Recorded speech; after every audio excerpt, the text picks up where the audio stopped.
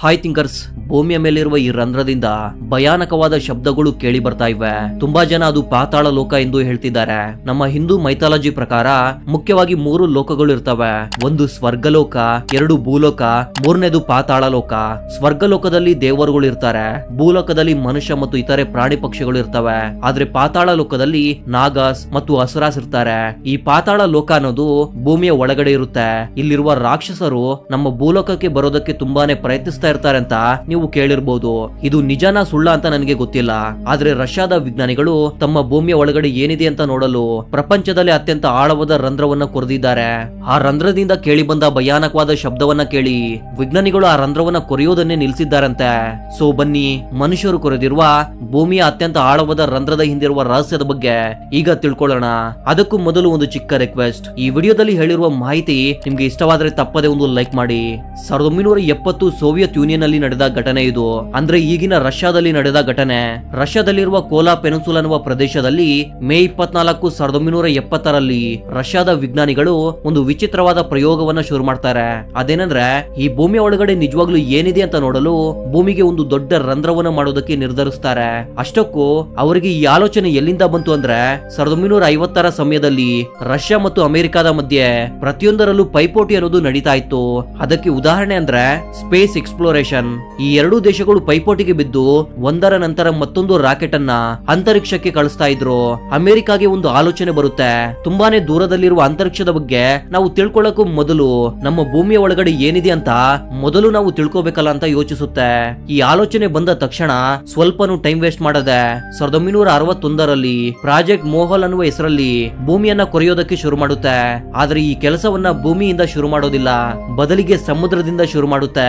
ಇಲ್ಲಿ ನಿಮ್ಮೆಲ್ಲರಿಗೂ ಒಂದು ಡೌಟ್ ಬರಬಹುದು, ಸಮುದ್ರದಿಂದಾನೇ ಯಾಕೆ ರಂಧ್ರವನ್ನ ಮಾಡೋದಕ್ಕೆ ಶುರು ಮಾಡುತ್ತೆ ಅಂತ. ಅದಕ್ಕೆ ಒಂದು ಬಲವಾದ ಕಾರಣ ಕೂಡ ಇದೆ. ಅದೇನಂದ್ರೆ, ಸಮುದ್ರಗಳು ಮೊದಲೇ ಸ್ವಲ್ಪ ಆಳವಾಗಿರುತ್ತೆ.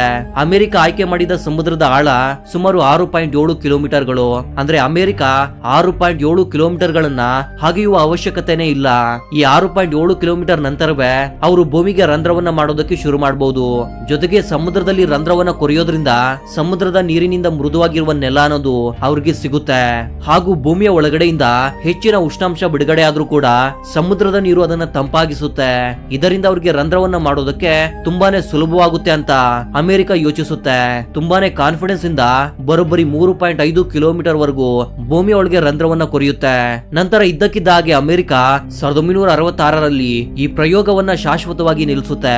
ಅದಕ್ಕೆ ಅಮೆರಿಕ ಕೊಟ್ಟ ಕಾರಣಗಳು ಏನಂದ್ರೆ, US ಗವರ್ನಮೆಂಟ್ ನಿಂದ ನಮ್ಗೆ ಫಂಡ್ಸ್ ಅನ್ನೋದು ಬರ್ತಾ ಇಲ್ಲ, ಅದಕ್ಕೆ ನಾವು ಈ ಪ್ರಯೋಗವನ್ನ ನಿಲ್ಲಿಸಿದ್ದೇವೆ ಅಂತ ಅಮೆರಿಕದ ವಿಜ್ಞಾನಿಗಳ ತಂಡ ಹೇಳುತ್ತೆ. ಆದ್ರೆ ಅವರು ಕೊಟ್ಟ ಕಾರಣಗಳು ನಿಜವಾಗ್ಲೂ ನಂಬೋದಕ್ಕೆ ಸ್ವಲ್ಪ ಕಷ್ಟವಾಗಿತ್ತು. ಅದಕ್ಕೆ ಕೆಲವು ಬೇರೆ ಕಾರಣಗಳನ್ನ ಕೂಡ ಕೆಲವರು ಕೊಡ್ತಾರೆ. ಸಮುದ್ರದ ತಳಭಾಗದಲ್ಲಿ ಹೋದ್ರೆ ಅಲ್ಲಿ ನೀರಿನ ಪ್ರೆಷರ್ ಅನ್ನೋದು ಸಾಮಾನ್ಯವಾಗಿ ತುಂಬಾನೇ ಹೆಚ್ಚಾಗಿರುತ್ತೆ. ಜೊತೆಗೆ ಆ ಪ್ರೆಷರ್ ಅನ್ನ ತಡೆದುಕೊಳ್ಳುವ ಎಕ್ವಿಪ್ಮೆಂಟ್ಸ್ ಅಮೆರಿಕದ ಬಳಿ ಇರಲಿಲ್ಲ. ಅವರು ಬಳಸ್ತಾ ಇದ್ದಂತಹ ಎಕ್ವಿಪ್ಮೆಂಟ್ಸ್ ಬೇಗ ಮುರಿದು ಹೋಗ್ತಾ ಇದ್ವು. ಇದರಿಂದ ಅಮೆರಿಕದ ವಿಜ್ಞಾನಿಗಳು ಈ ಪ್ರಯೋಗವನ್ನ ನಿಲ್ಲಿಸಿದ್ದಾರೆ ಅಂತ ಹೇಳ್ತಾರೆ.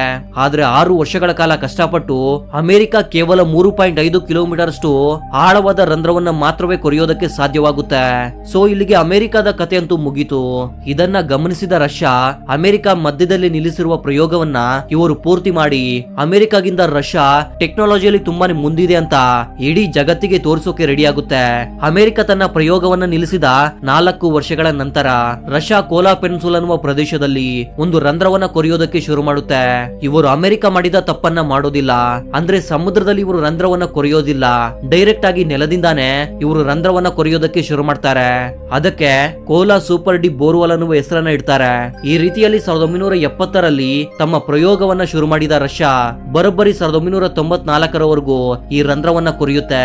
ಅಂದ್ರೆ 24 ವರ್ಷಗಳ ಕಾಲ ಸತತವಾಗಿ ಈ ರಂಧ್ರವನ್ನ ಕೊರಿತಾರೆ.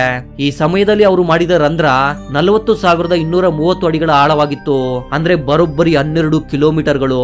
ನಿಜವಾಗ್ಲೂ ಇದು ಎಷ್ಟೊಂದು ಆಳವಾದ ರಂಧ್ರ ಅಂದ್ರೆ ಇದುವರೆಗೂ ಪ್ರಪಂಚದಲ್ಲಿ ಕಂಡು ಬಂದಿರುವ ಅತ್ಯಂತ ಆಳವಾದ ಪ್ರದೇಶ ಸಮುದ್ರದಲ್ಲಿರುವ ಈ ಮರಿಯಾನಾ ಟ್ರಂಚ್. ಈ ಸಮುದ್ರದ ಆಳ 10.9 ಕಿಲೋಮೀಟರ್ಗಳು. ಆದ್ರೆ ಮನುಷ್ಯರು ಕೊರೆದ ಈ ಸೂಪರ್ ಡಿ ಬೋರ್ವೆಲ್ ನ ಆಳ ಬರೋಬ್ಬರಿ 12 ಕಿಲೋಮೀಟರ್ ಗಳಿಗಿಂತ ಜಾಸ್ತಿನೇ ಇದೆ. ಇದರಿಂದ ಪ್ರಸ್ತುತ ಭೂಮಿಯ ಮೇಲಿರುವ ಅತಿ ದೊಡ್ಡ ರಂಧ್ರ ಇದೆ. ಆದ್ರೆ 24 ವರ್ಷಗಳ ಕಾಲ ಯಾವುದೇ ತೊಂದರೆ ಇಲ್ಲದೆ ರಂಧ್ರವನ್ನ ಕೊರೆದ ವಿಜ್ಞಾನಿಗಳಿಗೆ ಸಡನ್ ಆಗಿ ಆ ಕೆಲಸವನ್ನ ಶಾಶ್ವತವಾಗಿ ನಿಲ್ಲಿಸೋಕೆ ಕಾರಣವೇನು? ಆ ಕಾರಣಗಳ ಬಗ್ಗೆ ಗೊತ್ತಾದ್ರೆ ಖಂಡಿತ ನೀವು ಕೂಡ ಶಾಕ್ ಆಗ್ತೀರಾ. ಅದು ಕೂಡ ಈ ರಂಧ್ರವನ್ನ ಕೊರೆದ ವಿಜ್ಞಾನಿಗಳೇ ಕೊಟ್ಟ ಕಾರಣಗಳು. ಕೆಲವರು ಹೇಳುವ ಪ್ರಕಾರ ಭೂಮಿಯ ಒಳಗಡೆ ಹೋಗ್ತಾ ಇದ್ದಂತೆ ಒಳಗಡೆ ಇರುವ ತಾಪಮಾನ ತುಂಬಾನೇ ಏರಿಕೆ ಆಗ್ತಾ ಇದೆ ಅಂತೆ. ವಿಜ್ಞಾನಿಗಳು ಅಂದಾಜಿಸಿದ ತಾಪಮಾನ 80ರಿಂದ 100 ಡಿಗ್ರಿ ಸೆಲ್ಸಿಯಸ್. ಆದ್ರೆ ರಿಯಾಲಿಟಿಯಲ್ಲಿ 180ರಿಂದ 220 ಡಿಗ್ರಿ ಸೆಲ್ಸಿಯಸ್ ನ ತಾಪಮಾನ ರೆಕಾರ್ಡ್ ಆಗ್ತಾ ಇದೆ. ಅಂದ್ರೆ ವಿಜ್ಞಾನಿಗಳು ಅಂದಾಜಿಸಿದ ತಾಪಮಾನಕ್ಕಿಂತ 2 ಪಟ್ಟು ಹೆಚ್ಚು. ಆ ತಾಪಮಾನ ಎಷ್ಟೊಂದು ಭಯಂಕರವಾಗಿರುತ್ತೆ ಅಂದ್ರೆ ಈಗ ಹೇಳುವುದನ್ನ ಜಸ್ಟ್ ಇಮ್ಯಾಜಿನ್ ಮಾಡ್ಕೊಳ್ಳಿ.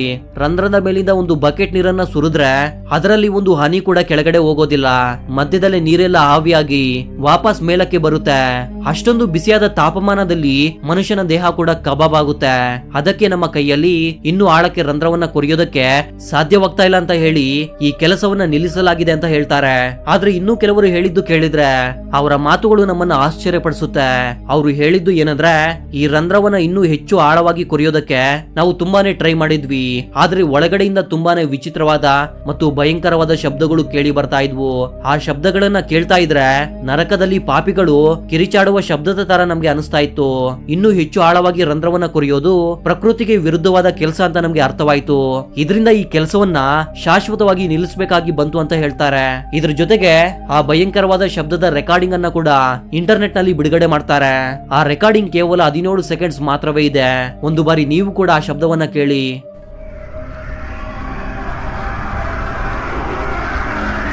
ಈ ಶಬ್ದಗಳನ್ನ ಪಾತಾಳ ಲೋಕದಿಂದ ಬಂದ ಶಬ್ದಗಳೇ ಅಂತ ಹೇಳುವುದಕ್ಕೆ ಸಾಧ್ಯವಿಲ್ಲ. ಯಾಕಂದ್ರೆ ಭೂಮಿ ಅಷ್ಟೊಂದು ಆಳದಲ್ಲಿ ತುಂಬಾನೇ ಆಕ್ಟಿವಿಟೀಸ್ ಅನ್ನೋದು ನಡೀತಾ ಇರ್ತವೆ.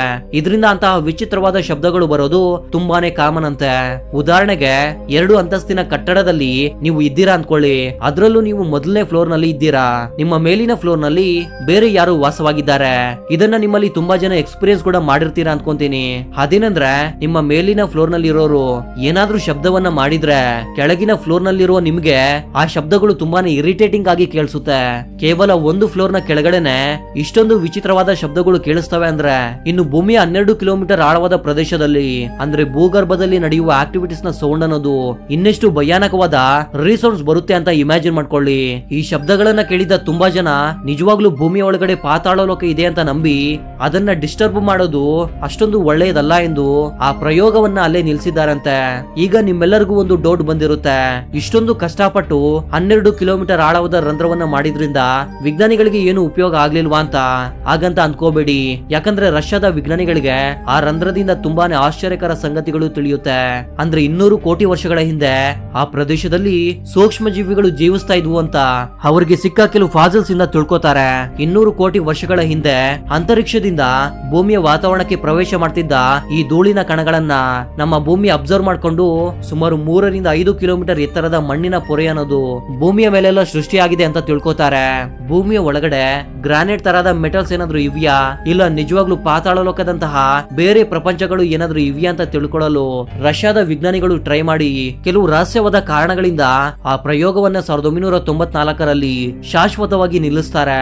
ಈ ರೀತಿಯಲ್ಲಿ ನಮ್ಮ ಭೂಗರ್ಭದಲ್ಲಿರುವ ರಹಸ್ಯಗಳು ಕೊನೆಗೂ ಬಗೆಹರಿಸೋದಕ್ಕೆ ಆಗದೆ ರಹಸ್ಯಗಳಾಗಿ ಉಳ್ಕೊಂಡಿವೆ. ಆದ್ರೆ ಮನುಷ್ಯರು ಕೊರೆದ ಆ ರಂಧ್ರ ಈಗಲೂ ಕೂಡ ಭೂಮಿಯ ಮೇಲಿರುವ ಅತ್ಯಂತ ಆಳವಾದ ಏಕೈಕ ರಂಧ್ರವಾಗಿ ಉಳ್ಕೊಂಡಿದೆ. ಅದೇನ್ ಬ್ರೋ, ನಮ್ಮ ಶಾಲೆಯಲ್ಲಿ ಭೂಮಿಯ ಒಳಗಡೆ ಇರುವ ಲೇಯರ್ ಗಳ ಬಗ್ಗೆ ಕೂಡ ಈಗ ಪಾಠವನ್ನ ಮಾಡ್ತಿದ್ದಾರೆ. ನೀವು ನೋಡಿದ್ರೆ ಭೂಮಿಯ ಒಳಗಡೆ ಏನಿದೆ ಅಂತ ಈಗಲೂ ಕೂಡ ವಿಜ್ಞಾನಿಗಳಿಗೆ ಗೊತ್ತಿಲ್ಲ ಅಂತ ಹೇಳ್ತಿದ್ದೀರಾ. ಹಾಗಂತ ನೀವು ನಮ್ಮನ್ನ ಕೇಳಬಹುದು.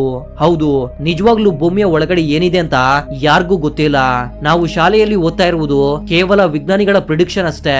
ಅಂದ್ರೆ ಕೆಲವು ಆಧಾರಗಳನ್ನ ಇಟ್ಕೊಂಡು ಭೂಮಿಯ ಒಳಗಡೆ ಖನಿಜಗಳು ಇರಬಹುದು ಇಲ್ಲ ಲಾವಾ ಇರಬಹುದು ಅಂತ ವಿಜ್ಞಾನಿಗಳು ಪ್ರಿಡಿಕ್ಷನ್ ಮಾಡಿದ್ದಾರೆ ಅಷ್ಟೇ. ಅದು ನಿಜ ಆಗ್ಬಹುದು ಇಲ್ಲ ಆಗದೆ ಕೂಡ ಇರಬಹುದು. So that was info my dear thinkers. ಮತ್ತೊಂದು ಇಂಟ್ರೆಸ್ಟಿಂಗ್ ಆದ ವಿಡಿಯೋ ಜೊತೆ ಮತ್ತೆ ಸಿಗ್ತೀನಿ. ಅಲ್ಲಿವರೆಗೂ ಜೈ ಹಿಂದ್, ಜೈ ಕರ್ನಾಟಕ.